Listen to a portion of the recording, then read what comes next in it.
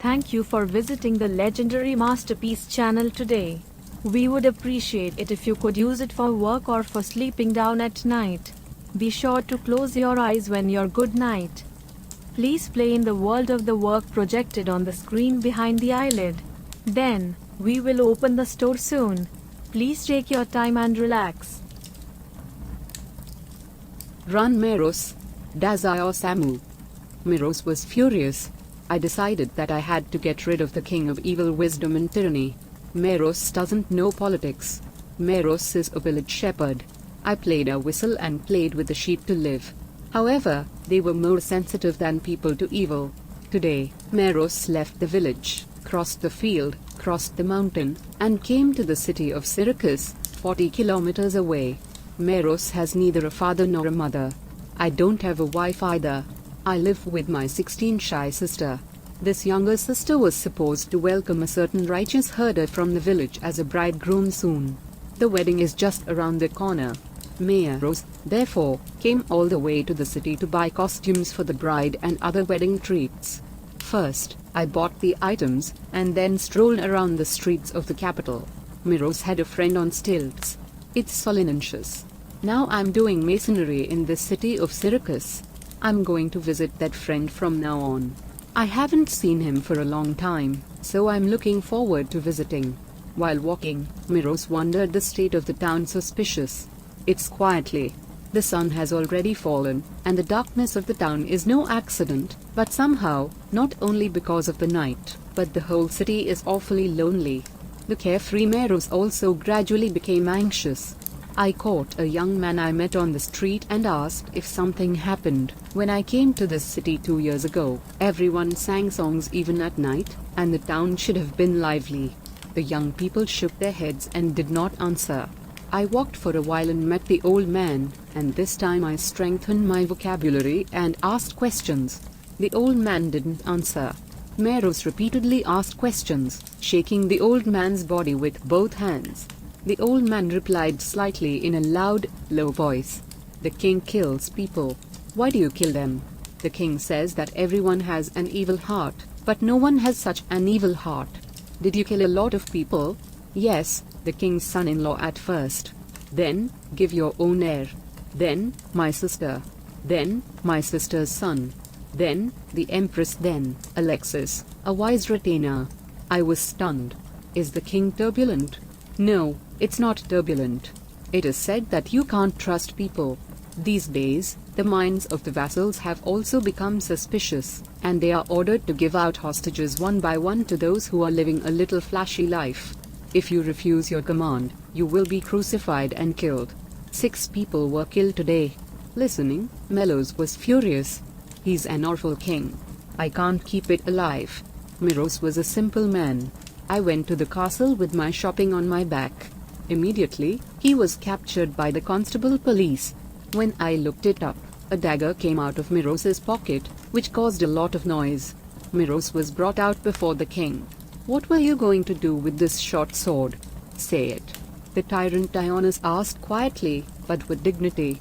The face of the king was pale, and the wrinkles between the eyebrows were deep, as if carved. Save the city from the clutches of tyrants. Meros replied without fear. Will Meros save the city? The king laughed. It's a guy that can't be helped.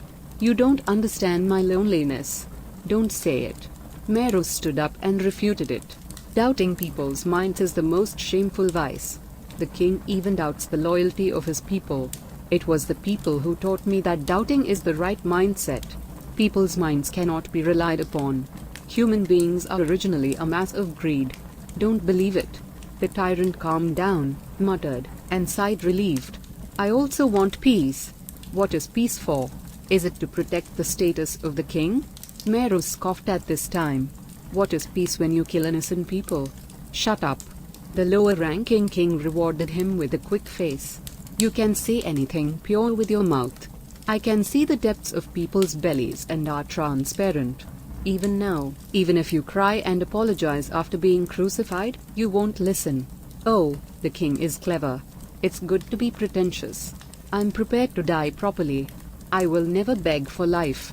Meros dropped his gaze at his feet and instantly hesitated, saying, Just, if you are going to take pity on me, please give me a 3-day limit before the execution. I want my sister to have a husband. In 3 days, I will have a wedding in the village, and I will definitely come back here. Stupid. And the tyrant laughed low in a hoarse voice. I'm going to tell a ridiculous lie. Is the little bird that escaped coming back? That's right. I'm coming back, Meros insisted desperately. I keep my promises. Please forgive me for only 3 days. My sister is waiting for me to return. If you don't believe me that much, there is a mason called Solinentius in this city. He's my best friend. Let's leave it here as a hostage. If I run away and don't come back here until the 3rd day at nightfall, please strangle that friend. Please do that. Hearing that, the king smiled softly, with a feeling of cruelty. I'm saying something cheeky. I'm sure I won't come back anyway. It's also interesting to pretend that you've been deceived by this liar and let go. It feels good to kill a substitute man on the 3rd day. I put on a sad face that I can't believe humans because this is what people are, and I'm going to crucify the substitute man. It's something I want to show off to honest people in the world. I listened to my wish. Call for a substitute.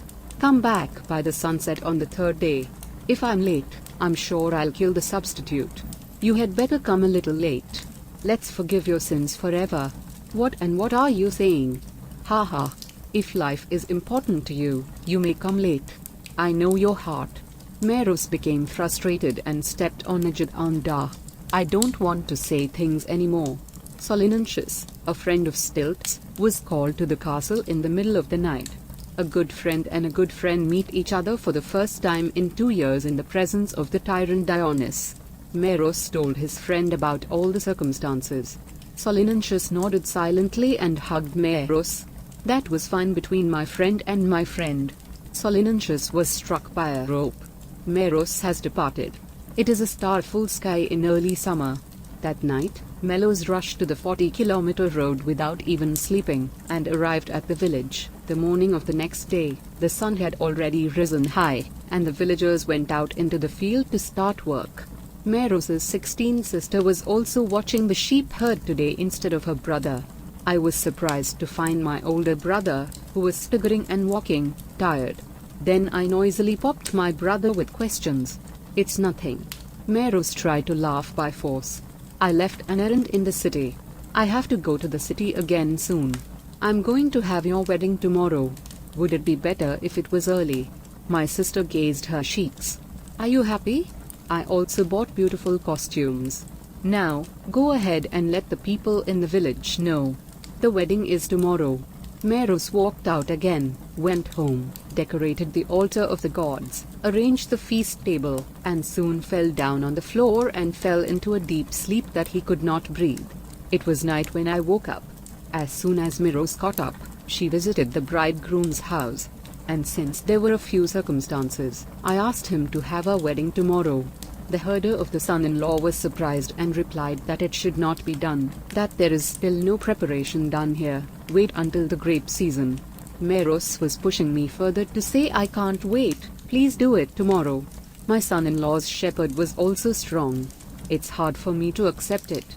We continued to argue until dawn, and finally managed to appease her son-in-law and persuade her. The wedding took place in the middle of the day.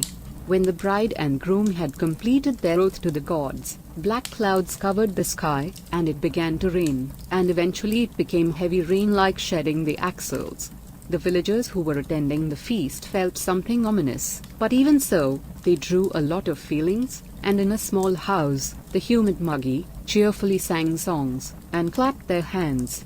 Meros, too, was full of joy, and even forgot that promise with the king for a while. The feast finally became turbulent and glamorous at night, and people stopped worrying about the heavy rain outside at all. Meros wanted to stay here for the rest of his life.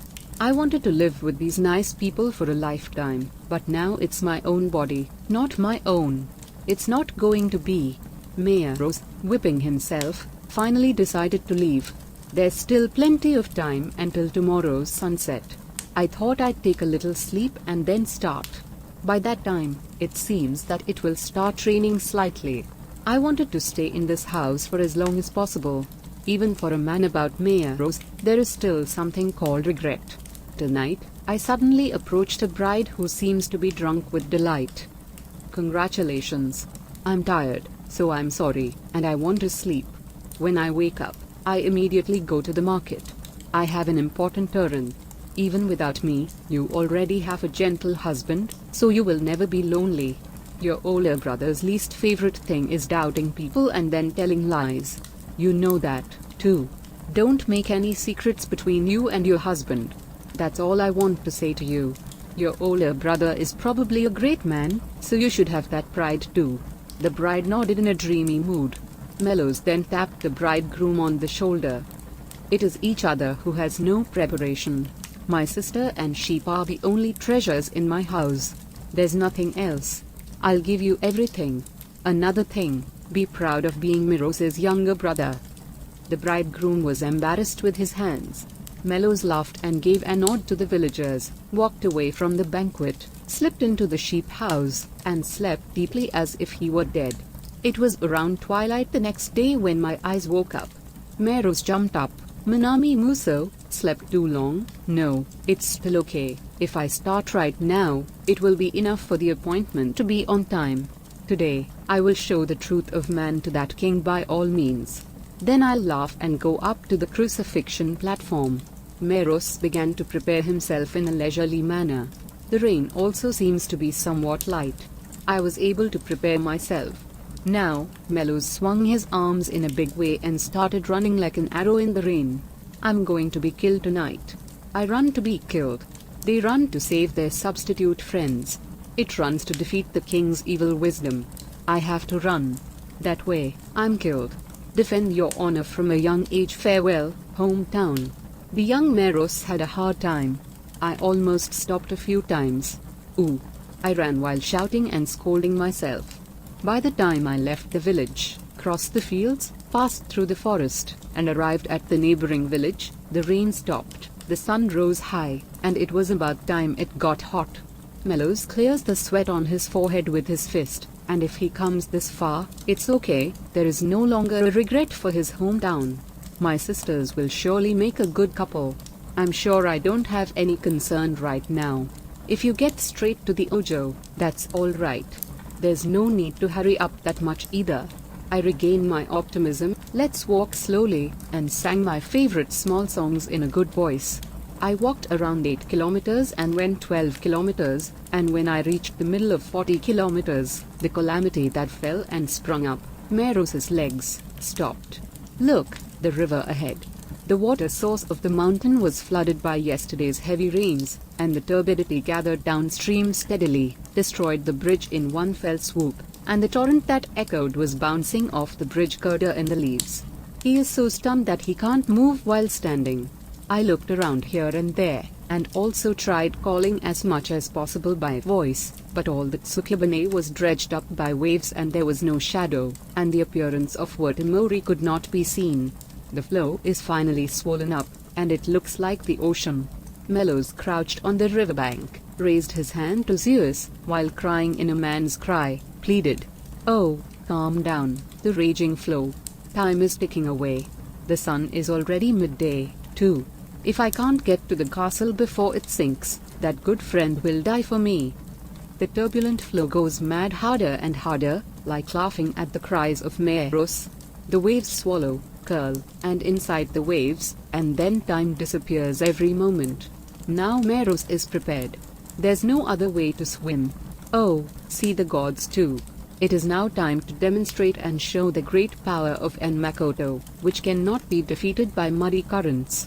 Meros jumped into the stream of turbidity and began a desperate struggle against the raging waves like 100 serpents.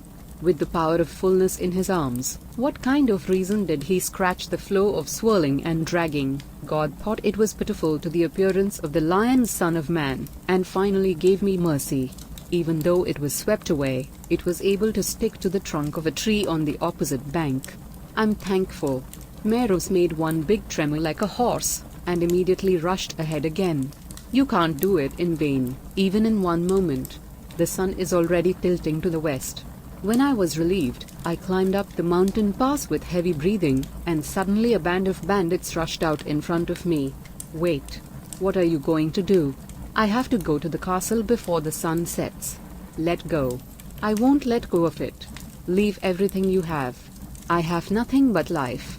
That one life will be given to the king from now on. I want that life. Well, were you waiting for me here on the orders of the king? The bandits swung up their clubs all at once without saying anything. Meros bent his body, attacked one person close to him, like Asuka, and snatched the club. I'm sorry, but for justice. With a violent blow, he quickly beat down the 3 people, and quickly ran down the pass to the gap of the remaining people. I went down the mountain pass at once, but I was really tired. The scorching sun in the afternoon shined properly. Meros felt dizzy many times, and I regained my mind that this should not be the case, and I walked with 2 and 3 steps. Finally, I put my gakure and my knees on the ground. I can't stand up. I looked up to the heavens, and began to cry into tears. Oh, Meros, who swam through the turbulent currents and shot down 3 bandits, has broken through this point. Meros, the true hero. It's pathetic to be exhausted and unable to move here now. My dear friend must eventually be killed just because he believed in you. You try to scold yourself, saying that it's a rare, unbelieving human being, exactly the pot that the king thinks, but your whole body withers and you can no longer move forward like a caterpillar. I lay down on the roadside grassland. When the body gets tired, the mind is exhausted together. The guts that were disproportionate to the brave, that it didn't matter anymore, buried in the corner of my heart. I have made this much effort. I didn't have a heart to break a promise. The gods were also examined, and I came to the best of my ability. I ran until I couldn't move. I'm not one of those who disbelieve. Oh, if I can, I'd like to break my chest and see my crimson heart. I want to show you this heart that works only with the blood of love and truth. However, at this important time, I have exhausted my spirit and roots. I'm often an unhappy man. I'm sure I'll be laughed at. My family is laughed at, too. I deceived my friend. Falling halfway is the same as not doing anything from the beginning. Oh, it doesn't matter anymore. Maybe this is my destiny. Forgive me, Solinentius, you've always believed in me. I didn't deceive you either. We were really good friends and friends. Never once had a dark cloud of suspicion lodged in each other's hearts. I'm sure you're still waiting for me. Oh, I'm going to be waiting. Thank you, Solinentius. How dare you believe me when I think about it? It's irresistible.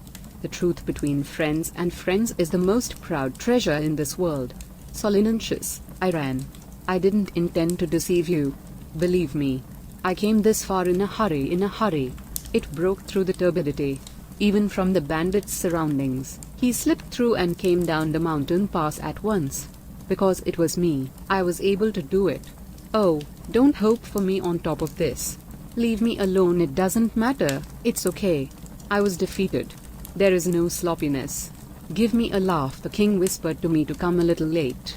I promised that if I was late, I would kill the substitute and help me. I hated the king's meanness.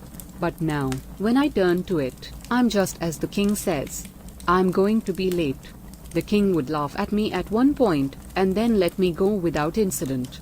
If that happens, it's harder for me than dying. I'm a traitor forever. It is the most disgraceful race on earth. Solinentius, I'm going to die too. Let me die with you. You must be the only one who believes me. No, is that also my self-righteous? Oh, let's try to survive as a villain any longer. There is my house in the village. There are sheep, too. My sister and wife wouldn't do anything that would drive me out of the village. Is it justice, truth, or love? If you think about it, it's stupid. I kill people and I live. Was that not the standard law of the human world? Oh, everything is ridiculous. I'm an ugly traitor. It's good to do it without permission. There's nothing I can do about it. I threw out my limbs and drowsily slumped. Suddenly, I heard the sound of water flowing in my ears. I gently raised my head, took a breath, and listened. Water seems to be flowing right at your feet. When I wake up and look at it, I see that fresh water is gushing out of a crack in the rock while whispering something small. Meros stooped so that he could be sucked into the fountain. I scooped the water with both hands and took a sip. I had a longer sigh, and I felt like I was waking up from a dream. I can walk. Let's go. Along with the recovery of physical fatigue, there was a slight hope. It is a hope of fulfilling obligations. It is a hope to kill myself and protect my honor. The sun casts a red light on the leaves of the trees, and the leaves and branches are shining just as they burn. There's still a while before sunset. There are people waiting for me. There are people who are quietly expecting me without doubting the slightest. I'm believed. My life doesn't matter. I can't stay saying good things like apologizing for dying. I have to reward my trust. Now it's just one of those things. Run. Meros. I'm trusted. I'm trusted. That devil's whisper just now is a dream. It's a bad dream. Forget it. When my 5 organs are tired, I have such a bad dream. It's not Melo's shame. After all, you are a true hero. I was able to stand and run again. Thanks. I can die as a righteous man. Oh, the sun sets. It sinks steadily. Wait, Zeus. I have been an honest man since I was born. Please leave me an honest man and let him die. Pushing away the passers-by, bouncing and skipping, Meros ran like a black wind. He went through the middle of the banquet of the feast in the field, surprised the people of the spree, kicked dogs, jumped over a stream, and ran 10 times faster than the sun, setting little by little. The moment you quickly pass each other with a group of travelers, you hear an ominous conversation. At this time, that man is also under crucifixion. Oh, that man, I'm running so much for that man now. Don't let that man die. Hurry up, Meros. Don't be late. Now is the time to let me know the power of love and Makoto. It doesn't matter what the state of things are. Meros is now almost completely nude. I couldn't even breathe, and blood spewed from my mouth twice and thrice. I can see it. In the far direction, you can see the tower of the city of Syracuse, which is small. The tower shines in response to the setting sun. Oh, Meros Shamar. I heard a groaning voice with the wind. Who is it? Meros asked while running. It's Philostratos. I am a disciple of your friend Renuncius. The young mason also ran after Meros and shouted, It's already useless. It's useless. Please stop running. You can't help him anymore. No, the sun hasn't set yet. Right now, that person is about to be put to death. Oh, you were late. I'm resentful of you. If only it was a little earlier. No, the sun hasn't set yet. Melos was staring at the red and big sunset with a feeling of breaking heart. I have no choice but to run for him. Please stop it. Please stop running. Your own life is important now. That person believed in you. Even when I was pulled out to the prison hall, I was still calm. Even if the king made fun of that person quite a bit, he only answered that Meros will come, and it seems that he continues to have his strong belief. That's why I run. They run because they are believed. It's not a problem to make it in time or not in time. People's lives are not a problem either. I'm running for something scarier and bigger. Follow me. Philostratos. Oh, have you gone crazy? Well then, it's okay to run. Probably, it's not something you can't make it in time. It's okay to run. That's all I can say. The sun hasn't set yet. Having exhausted the last death force, Meros ran. Meros's head is empty. I haven't thought of anything. However, I was attracted by a large force that I didn't know why and ran. The sun went down on the swaying horizon, and when the afterglow of the very last piece was about to disappear, Meros rushed into the penitentiary like a gale. I made it in time. Wait. You must not kill that person. Meros has returned. As promised, I'm back now. I was going to shout loudly to the crowd at the prison hall, but my throat was crushed and a hoarse voice just came out, and no one in the crowd noticed his arrival. Solinuntius, whose crucifixion pillar has already been erected at a height and has been struck with a rope, is gradually fished up. Meros witnessed it and stirred the crowd as if he swam through the turbidity the last time. I'm here, prison officer. I'm the one who gets killed, Meros. Meros, who took him hostage, is here.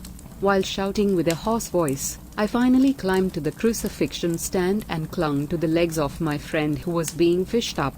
The crowd groaned. I mouthed, saying, "Forgive me. Solinentius's rope has been untied." "Solinentius," Meros said with tears in his eyes. "Hit me up. Punch your cheek with all your strength. I had a bad dream once on the way. If you don't beat me up, I'm not even qualified to hug you. Hit me up." Solinentius nodded as if he had seen everything, and struck Meros's right cheek so loud that it sounded all over the penal hall. "Smile gently after hitting." "Meros, hit me up. Punch me on the cheek as loudly. I suspected you only once in the last 3 days. I suspected you for the first time in my life. If you don't hit me, I can't hug you." Meros struck Solinentius on the cheek with a growl on his arm. "Thank you, my friend," the two of them said at the same time, hugged each other, and then cried with a happy cry. I heard sobbing voices from among the crowd. The tyrant Dionys was staring at the two people from behind the crowd, but eventually quietly approached them, gazed their faces, and said, "Your wishes have come true. You guys have won over my heart. The truth was never an empty delusion. Will you join me, please? Please listen to my wishes and make me one of your friends." There was a cheer among the crowd. "Hooray, long live for the king." A girl offered a crimson cloak to Meros. Meros was upset. A good friend was careful to tell me, "Meros, aren't you naked? You had better put on that cloak early." This cute girl is irresistibly sorry that everyone can see Meros's naked body. The brave man blushed badly. If you are a gentleman and a lady who says it was good, please give us a high rating and subscribe to the channel. Then it's again.